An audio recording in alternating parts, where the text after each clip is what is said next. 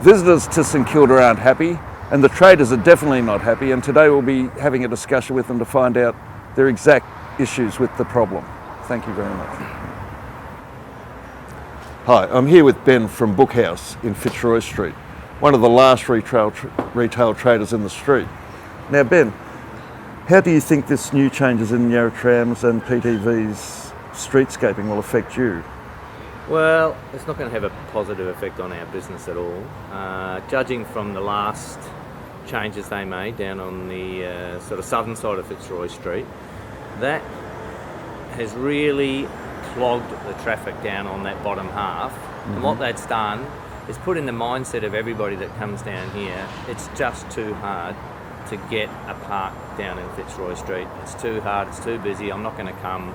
And I've heard this over and over from local residents and visitors that it's just too much, takes too much of my time to come, especially in the summer months when there's a lot of people down here. It doesn't float.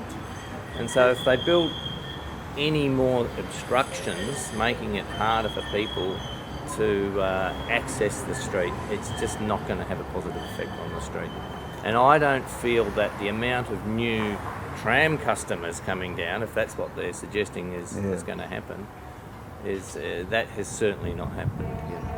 Well, actually, the stop here is part of the Route 16, and they're appropriating that in conjunction with the Route 96. In some argument to say that this is somehow going to help, the traders in the street. Well, they haven't approached the traders in the street. I've never seen anyone from Yarra Trams apart from an email saying come and discuss it. And the last time that happened wasn't a discussion. It was, well, we're doing it. Yeah. What do you think? And I mean, and I live locally as well, and it's also blocked access, easy access to my street where I live. Did you actually receive the PTV brochures that they say they mailed out in your shop or at your residence? Definitely not at my residence. It may have got one at the shop, and I was aware. I did get an email, but the email really came from the council. Right. The council were the one that informed me, saying come to the meeting. But I don't remember anything coming from Yarra Trams. Thanks very much, Ben. Okay, thank you. I'm here with Darren Selby, owner of the Gold Trap, a fashion store, another one of the last retail stores in Fitzroy Street, who has been smashed over the last few years with construction in the area. Now, Darren, tell us a little bit about your past experience here over the last couple of years. I mean, I've watched this sort of street go downhill a fair bit over the last few years. I guess it's a lot of it has to do with the council not really looking, doing their research on what retailers want here, what the troubles are.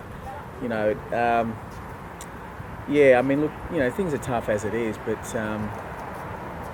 getting together with with the people that have been here for a long time.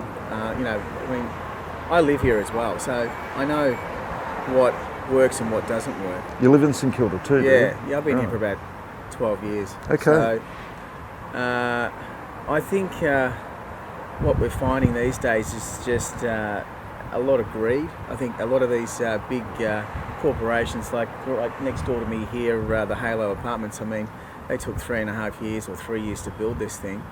And all us retailers here got absolutely smashed. There was no consideration for the small businesses here. Yeah.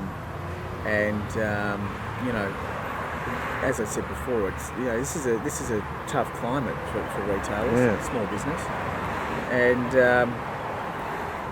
look, I think at the end of the day, it's the council's got to come in and work with the retailers on the street to help us, work out what's good for this street. I think they're about to have a look at this deeply with this new action they're doing with the Yarra Trams and trying to help the community stop this new development. Well, I mean, the council wanted to build a skate park across here, and there was 318 objections, and 2 people said they wanted it. Now they went ahead with it. A skateboard park right next to a school.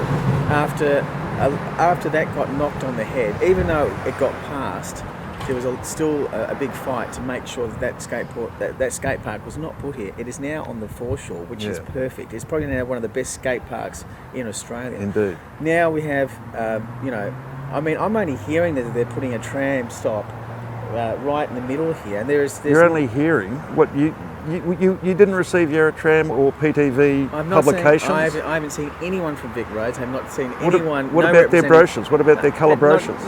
Nothing at all. Not at your home. Not here. Not even an invitation from Vic Roads or the council to sit down with all the retailers along here and say, listen, this is an idea we're thinking to try and make your street a better transport, whatever it is that they're trying to do.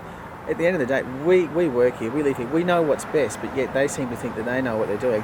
At the end of the day, they've got to sit down with us as well and work a solution to, we're putting a big tram stop in the middle of nowhere here. I don't know. I mean, it's pretty unprofessional if you ask me. Yeah. Thank you, Darren.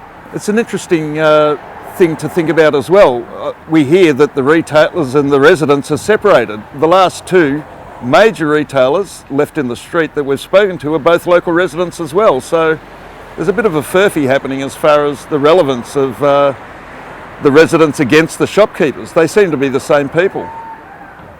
Yeah, that's right. Yeah. Cheers. Cheers.